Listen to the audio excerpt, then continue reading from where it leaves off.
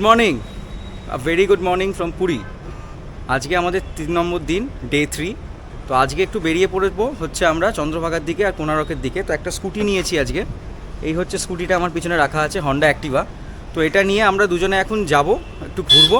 তো already dress up করে ready, হেলমেটটা পরবো, ব্রেকফাস্ট করবো। তার আগে খুব খিদে পেয়েছে, খেয়ে নিয়ে তারপর আমরা এগিয়ে যাব।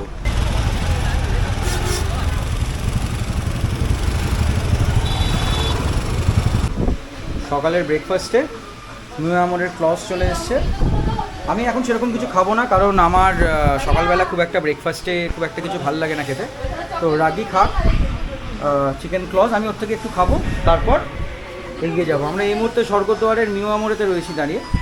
এখানে ব্রেকফাস্টটা করে তারপর আমরা বেরোবো। এটা কিছুই না, দাঁড়া, এবার রাস্তা দেখবি। এখান থেকে রাইট, তাই তো? এটা দিয়ে হ্যাঁ,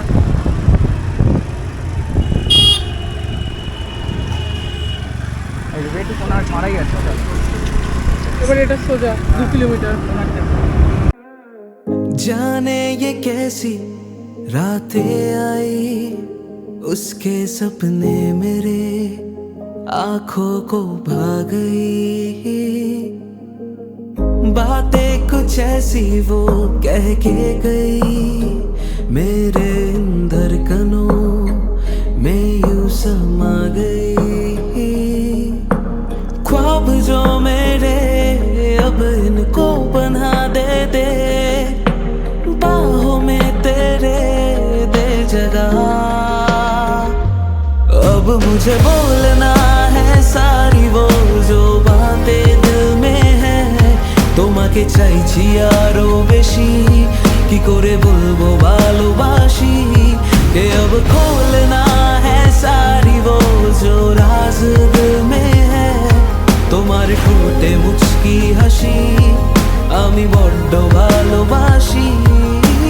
जो भी है ये सिलसिले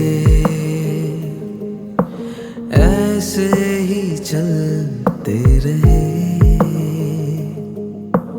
तू साथ तो है ना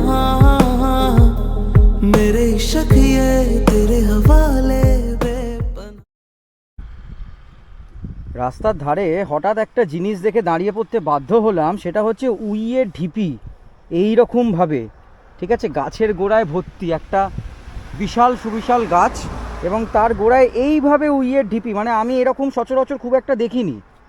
একটা শান্তিনিকেতনে এক জায়গায় দেখেছিলাম, এরকম সচরাচর খুব একটা দেখিনি। আর রাস্তাটা তো এখানটা অপূর্ব, জাস্ট অপূর্ব। যেরকম ওয়েদার সেরকম আলো আর ছায়ার খেলা, আর সেই রকম হচ্ছে স্ট্রেচ। আর এই হলাম আমরা দুজন, একদম হেলমেট পরে, পিছনে রাগি রয়েছে এখানে। আর এই হচ্ছে আমাদের স্কুটিটা আজকের জন্য, যেটা আমরা নিয়েছি, এটা হচ্ছে হন্ডা অ্যাক্টিভা। তো সেইটা নিয়ে আমরা আজকে চললাম চন্দ্রভাগা আর কোণার্কের পথে।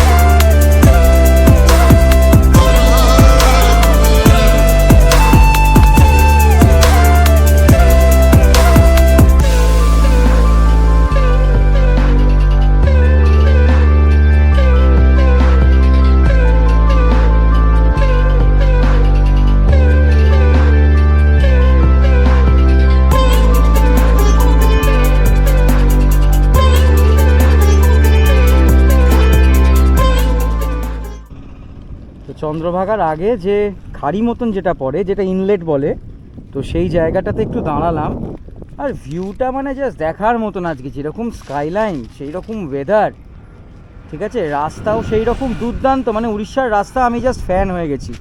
এই আমাদের স্কুটিটা দাঁড়িয়ে আছে, আর নিচে এখানে বোটিং হয়, সব বোট রয়েছে নিচে, স্পিড বোট টিট সব রয়েছে।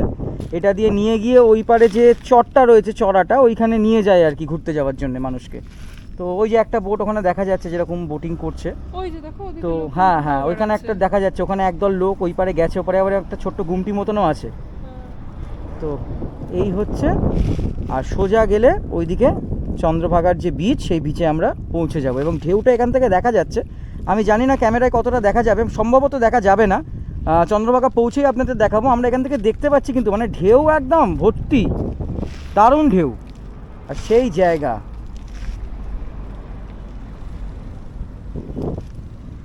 আচ্ছা, এখানে রেড চার্টটা দেওয়া রয়েছে, যদি এখানে কেউ বোটিং করতে চান তাহলে এখানে দেখতে পারেন যে এই স্পটগুলো থেকে বেস থেকে সি মাউথ 1200 টাকা 1 ঘন্টা, এবং এই চার্টটা দেওয়া রয়েছে। চার্টটা আপনারা একটু পজ করে দেখে নেবেন, আমি চার্টটার ভিডিওটা তুলে রাখলাম। এটা একদম গভর্নমেন্টের যে রেট আছে সেই রেট। আমি হেলমেটটা খুলিনি, এত রোদ মাথা চলে যাবে বলে হেলমেটটা খুলিনি, জাস্ট চন্দ্রভাগায় গিয়ে একদম দেখা হচ্ছে ফ্রেশ। একটা মোটামুটি 45-50 মিনিটের ড্রাইভ করে চলে এলাম চন্দ্রভাগা বিচে, আর জলটা জাস্ট মানে চন্দ্রভাগা বিচ আমি যতবার আসি ততবার আমার মন জয় করে নেয়। জলটা এত সুন্দর, ঢেউ এবং পরিষ্কার নীল জল, সব থেকে বড় কথা যেটা পরিষ্কার, দারুণ লাগে, জাস্ট দারুণ লাগে, মানে টু গুড। আমার পার্সোনালি উড়িষ্যায় আসলে একবার না একবার চন্দ্রভাগা বিচটা কিন্তু আমার মাস্ট। মানে এটা কিন্তু খুব সুন্দর একটা স্পট, এবং একদম বিচের সামনে, এই যে বিচের সামনেই একদম কিন্তু টু হুইলার পার্কিং করা যায়। আমি আমার স্কুটিটা এখানে পার্কিং করেছি, 20 টাকা করে ওনারা পার্কিং নেয়, এবং ভ্যালিড পার্কিংয়ের স্লিপও ওনারা দেন, যে এরকম নয় কোনো সিন্ডিকেটের ব্যাপার, ঠিক আছে। তো সেখানে আপনারা নির্দ্বিধায় স্কুটি বাইকে আসতে পারেন, কোনো ব্যাপার না সেটা। আর আগেও মোটামুটি রেডি, চন্দ্রভাগাটা ঘুরি এবার, ওইদিকে বিচের ওই পাশটা যাবো, ওই পাশটা আরও ভালো, আরও পরিষ্কার আমি দেখাচ্ছি। এখানে আবার ওই আপনার র্যালি কার্ডের যে গাড়িগুলো হয়, যে এটিভিগুলো, সেই এটিভিও আপনারা ভাড়া নিতে পারেন, মোটামুটি বাচ্চাদের জন্যই মেনলি, বড়রাও চালাতে পারে, কোনো অসুবিধা নেই। আর টুকটাক যেরকম স্টল রয়েছে, চন্দ্রভাগার লাইট হাউস এদিকে দেখা যাচ্ছে, আর এই রাস্তাটা চলে যাচ্ছে সোজা কোণার্ক মন্দিরের দিকে। তো কোণার্কেও আমরা যাব, তার আগে সুন্দর করে একবার চন্দ্রভাগাটা ঘুরবো।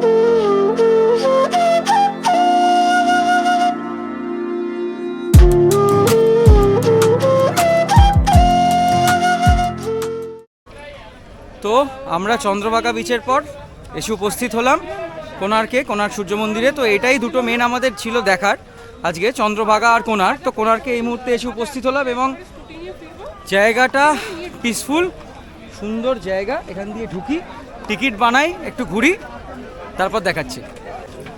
যা গরম, যা রোদ, এটাই হচ্ছে সব থেকে রিফ্রেশিং একটা প্রচণ্ড রিফ্রেশিং ড্রিঙ্ক একটা, লেবু জল একটু খাই, প্রচণ্ড টেস্টটা লেগেছে। জল রয়েছে, ওআরএস রয়েছে আমাদের সাথে, কিন্তু এইটার একটা আলাদা রিফ্রেশমেন্ট, একটু এনজয় করি এখন।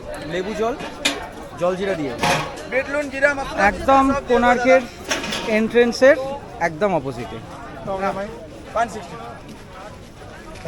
চলে এসছে আমাদের 2 গ্লাস ঠান্ডা ঠান্ডা।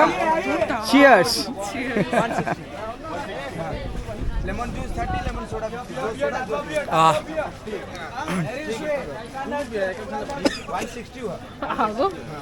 চাঁচটা লেগে গেছে গলায়, তৃপ্তি এটারই।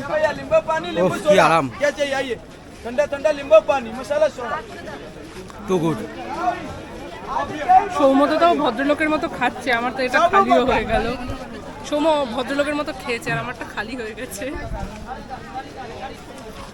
আচ্ছা, টিকিট নিয়ে নিয়েছি, 40 টাকা করে টিকিট, যেহেতু এটা আর্কিওলজিক্যাল সার্ভে অফ ইন্ডিয়ার আন্ডারে পড়ে, তো এটা 40 টাকা করে টিকিট। আর ইন্ডিয়ান ন্যাশনাল আর সার্ক কান্ট্রিজের জন্য 40 টাকা, বাকি ফরেন ন্যাশনালসের জন্য কিন্তু 400 টাকা টিকিট।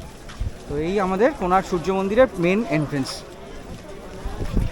এত রোদ, ছাতা আর টুপি ছাড়া হাঁটা খুব মুশকিল। মানে আমরা সানগ্লাস পরে আছি বলে হয়তো ডাইরেক্ট এফেক্টটা বুঝতে পারছি না, কিন্তু চশমাটা যদি খুলে দিই বিভৎস রোদ বাইরে, মানে একদম জ্বালিয়ে দেওয়ার মতন পুরো। টিকিট কিন্তু একদম মডার্নাইজ কিউআর কোডে, কিন্তু একটা ব্যাপার যে এখানে অনলাইন পেমেন্ট নেই, কিউআর কোড থাকলেও অনলাইন পেমেন্ট নেই। তো এইটা দিয়ে এন্ট্রি করি এখন দুজন, টিকিট নাও হাতে, চলো। চন্দ্রভাগাতে না এবারে আমার আসার আরও আকর্ষণটা ছিল হচ্ছে, আমি খুব সাম্প্রতিক হিমাদ্রি কিশোর দাশগুপ্তর চন্দ্রভাগার চাঁদ যে গল্পটা, একটা অতুলনীয় অসামান্য গল্প, সেই গল্পটা আমি খুব সাম্প্রতিক একটা অডিও স্টোরি শুনেছি, এবং সেটা শোনার পর মানে আমার জাস্ট প্রতিটা গায়ের লোম যেন খাড়া হয়ে ওঠার মতন অবস্থা ছিল। তো সেই গল্পটা যেন এই জায়গার প্রতি আসার টানটাকে আরও বাড়িয়ে তুলেছে। আমি বহুবার এসেছি কোণার্ক আগে, এটা নিয়ে আমার অন্তত কোণার্কে 6 থেকে 7 বার আমি এলাম এই বছর, কিন্তু যতবারই আসি না কেন এই বছরের আশাটা যেন আমার কাছে একটা অন্য রকম লাগছে। কারণ আমি যে গল্পটা শুনেছিলাম সেই গল্পটা এতটাই মানে রোমাঞ্চ ভর্তি, এবং এতটাই লাস্টের সিনটা প্রচণ্ড সিম্প্যাথেটিক, যারা শুনেছেন বা যারা পড়েছেন তারা রিলেট করতে পারবেন ব্যাপারটার সাথে। কিন্তু মানে এই জায়গার আমার পার্সপেক্টটাই পুরোটা পাল্টে গেছে গল্পটা শোনার পর। সময়ের সাথে সাথে ধ্বংস কিন্তু একটা এভিডেন্ট ফ্যাক্টর, মানে জিনিসের ক্ষয় নিশ্চিত হবেই, সে মানুষ হোক আর পাথর।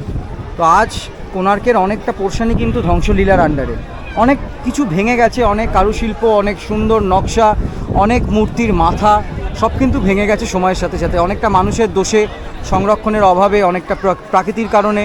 কিন্তু তাহলেও আর্কিওলজিক্যাল সার্ভে অফ ইন্ডিয়া বর্তমানে যেটা কাজ তারা করেছেন এবং যেভাবে এটাকে প্রিজার্ভ করার চেষ্টা করছেন, এটা আমাদের কাছে একটা বড় হেরিটেজ। এটা ওড়িয়া কালচারে বলুন বা আমাদের ইন্ডিয়ার হিস্ট্রিতে বলুন, সব কোনো জায়গাতেই কিন্তু এটা একটা খুব ইম্পর্ট্যান্ট একটা ফ্যাক্টর, খুব ইম্পর্ট্যান্ট একটা মনুমেন্টাল স্ট্রাকচার। এখন যতবার এই স্থাপত্যগুলো দেখছি, যতবার এই ধাপগুলো দেখছি, ততবার সেই গল্পের প্রতিটা লাইন যেন আমার মনে পড়ছে। যারা দেখছেন আমার ভিডিওটা তাদের প্রত্যেককে আমার একটাই রিকোয়েস্ট, কোণার্ক যদি আসবেন অবশ্যই, আমাদের অনেক বড় একটা ইতিহাসের একটা পাতায় অংশ নিয়ে রয়েছে এই কোণার্ক। তো যারা আসবেন তাদেরকে একটাই আমার রিকোয়েস্ট, আসার আগে একবার চন্দ্রভাগার চাঁদ গল্পটা শুনে আসবেন, পড়তে না সময় পান একবার অডিও স্টোরিটা শুনে আসবেন। আমি প্রত্যেককে গ্যারেন্টি দিয়ে বলতে পারি যে আপনাদের যে পার্সপেক্টিভটা বা কোণার্ক আসার যে ইচ্ছাটা, সেটা বদলে যেতে বাধ্য। আপনারা কোণার্ক যেভাবে জানেন, কোণার্কের ইতিহাসটা, সেটাকে অন্য রকম একটা চোখে দেখবেন, এটুকুই আমি আপনাদেরকে বলতে পারি। না, আমি নিজে অডিও স্টোরির খুব একটা বড় ফ্যান বা ভক্ত নই, কিন্তু এবারের যে আমার আশাটা, সেটা কিন্তু আমার সম্পূর্ণ এটাকে কিন্তু চেঞ্জ করে দিয়েছে, মানে গল্পটা শোনার পর স্পেশালি।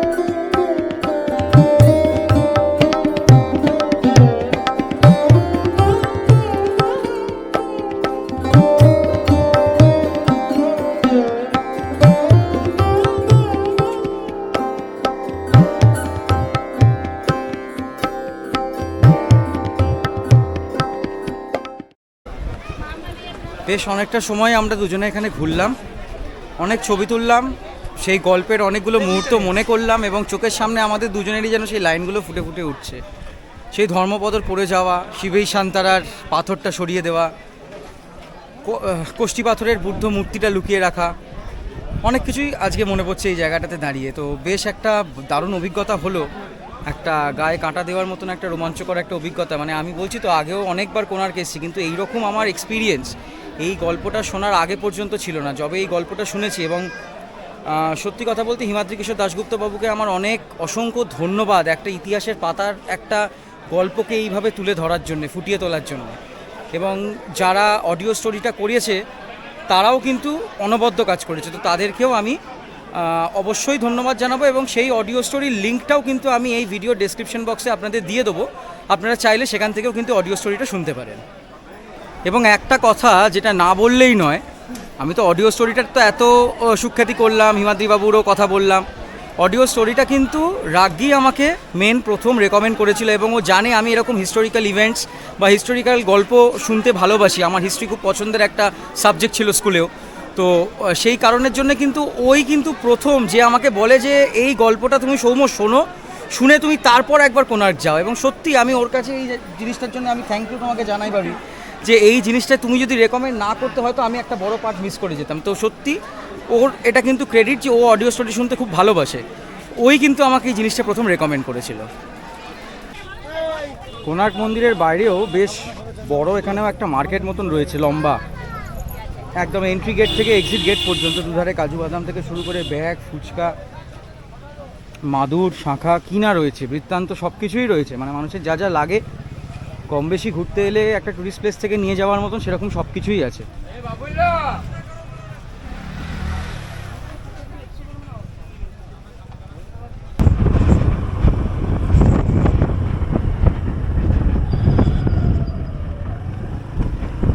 ওকে, সো একটা লাভলি দারুণ সুন্দর রাইড করে ঘুরে এসে এখন ঢুকলাম হচ্ছে লাঞ্চের জন্য। তো পুরীতে আমার খুব প্রিয় জায়গা হচ্ছে চাংওয়া, ঠিক আছে, একদম অথেন্টিক চাইনিজ। এবং পুরীর মধ্যে যদি কোনো চাইনিজ রেস্টুরেন্ট থাকে সব থেকে বেস্ট সেটা আমার কিন্তু লাগে চাংওয়া। মানে আমি পুরীতে এলে এটাও আমার একটা ম্যান্ডেটেড প্লেস, যেটা আমি ছাড়ি না সচরাচর খাওয়ার। তো এটা আমার খুব ম্যান্ডেটেড প্লেস, তো যে কারণের জন্য আমি এবারেও চাংওয়াতে এসেছি। তো দুজনে আমরা লাঞ্চ করি, কী কী নিচ্ছি আমি দেখাতে যাচ্ছি।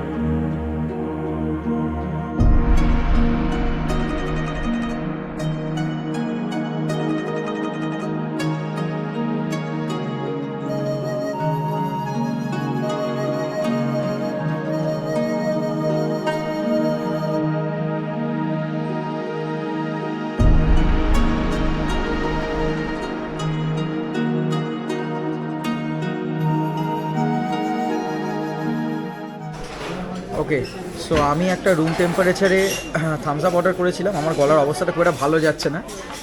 আর তুমি এটা কি অর্ডার করেছিলে? অরেঞ্জের refreshing orange cooler. Refreshing orange cooler, okay. So বেশ দেখে তো টেম্পটিং লাগছে, খাওয়া যাক। ওকে, সো আমাদের স্টার্টারটা চলে এসছে, লেমন চিলি চিকেন, রাইট? তুমি অর্ডার করেছিলে। আজকে যা কিছু অর্ডার করা হচ্ছে সবই বাবির পছন্দে অর্ডার করা হচ্ছে। আমি বলেছি আমি কিচ্ছু অর্ডার করবো না। মানে ভালো হলেও আমার ক্রেডিট, খারাপ হলেও আমার বদনাম। আমি আজকে কোনো কথা বলবোই না এপার থেকে। আমি শুধু শ্যুট করব, খাবো আর এনজয় করবো, ব্যাস। ঠিক আছে, আমরা খাই ততক্ষণ। আচ্ছা, আমাদের মেন কোর্সে অর্ডার করা হয়েছিল হচ্ছে চাংওয়া স্পেশাল রাইস।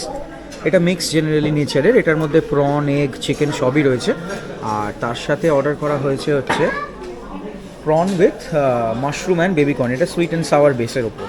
মানে খুব একটা স্পাইসি আজকে আর খেতে চাইছি না, যেহেতু আজকে লাস্ট ডে এবং আমাদের আজকে রাতে ট্রেন রয়েছে। তো আজকে একটু লাইটের ওপরেই থাক, খুব একটা স্পাইসি মোটামুটি কদিন টুকটাক এদিক ওদিক ভালোই স্পাইসি খাওয়া হয়েছে। তো আজকে অতটা স্পাইসি খাবো না, আজকে একটু লাইট বেস খাবো। খাই, আশা করছি ভালো হবে। অ্যাজ ইউজুয়াল স্টার্টারটাও দুর্দান্ত ছিল এবং চাংওয়ার খাবার আমি আগে বহুবার খেয়েছি, বলার কিছু নেই নতুন করে। এবারেও আশা করছি ডিসঅ্যাপয়েন্টেড করবে না আমাদেরকে। খাওয়া যাক, ফার্স্ট বাইটটা নেওয়া যাক।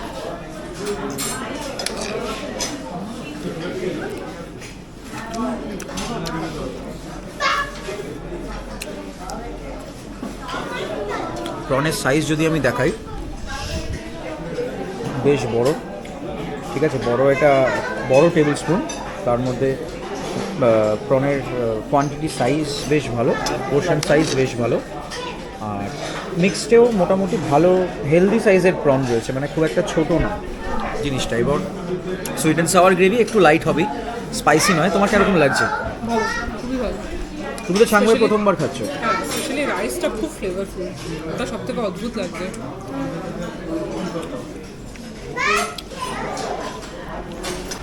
আমার সেই প্রিয় জায়গা অরিজিনাল নৃসিংহ গঙ্গা ভাইনার, তো সেখানে চলে এলাম খাজা নেব বলে।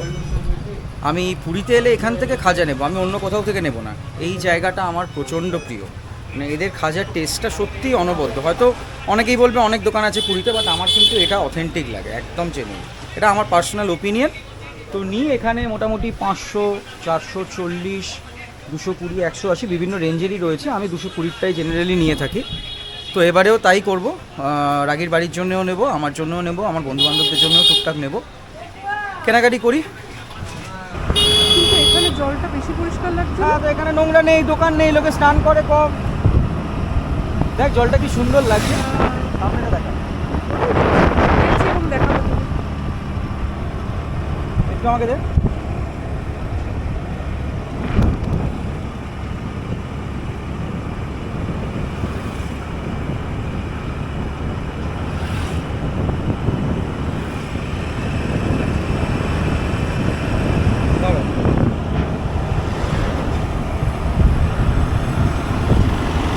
সবে ট্রেনটা পেয়েছি 8:15 টাইমিং, মানে আমরা বেরিয়েছি 7:15।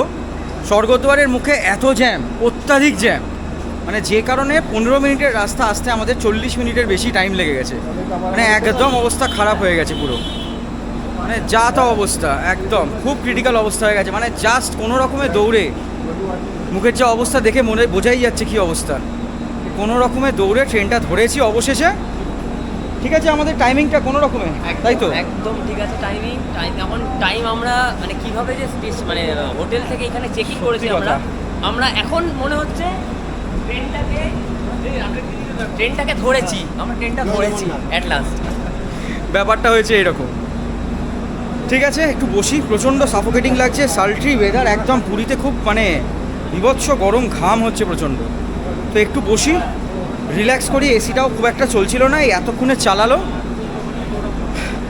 তারপর দেখাচ্ছি রাতের ট্রেন জার্নি, যদিও বিশেষ কিছু দেখানোর নেই, তাও যতটা পারবো। এবং টায়ার্ড প্রচণ্ড, সবথেকে বড় কথা সকাল থেকে আজকে অনেকটা ঘুরেছি, ঘুরে আমরা একদম ক্লান্ত। যতটা পারবো আমি দেখানোর চেষ্টা করব। কমিট করতে পারছি না কতটা দেখাবো, বাট আমি 100 বার চেষ্টা করব। ততক্ষণ পর্যন্ত দেখতে থাকুন আর সঙ্গে থাকুন উইথ দ্য জয়ফুল বম।